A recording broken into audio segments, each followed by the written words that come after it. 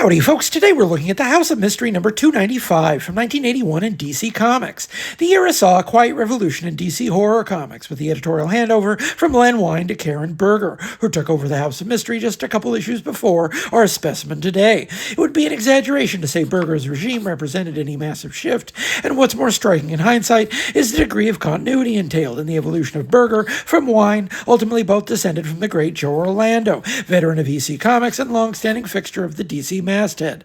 At the time, DC's horror books were facing a losing battle. Despite carrying a fiendishly loyal audience into the decade, that audience was dwindling. The market for multi-story horror anthologies was fading, and the readership that remained wanted more serials, such as this issue's lead feature, I, Vampire, here 5 issues into its run, and still shepherded by its creators, Tom Sutton and J.M. DeMatteis. Oh, yeah, that guy. We've seen him before. The strip begins in clear fealty to Wolfman and Colan's Tomb of Dracula, an ensemble cast drawn into the adventures of Andrew Bennett, a 400-year-old vampire dedicated to battling his greatest mistake, his own wife Mary, a vampire queen bent on world domination.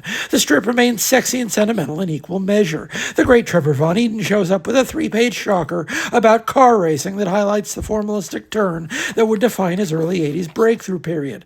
Howard Post shows up for 3 pages alongside Tenny Henson, a prolific artist for DC's horror artist office in this period, who soon left the industry for work in the burgeoning animation field. But it's the final story that arrests your attention. Just about every issue to ship from this office in this period contains a stunner or two, and it would be hard to find a more stunning combo for a horror comic in 1981 than Bruce Jones serving up a script for Johnny Craig. Yes, that Johnny Craig, another veteran of EC, who worked sporadically for the company's horror books throughout this period.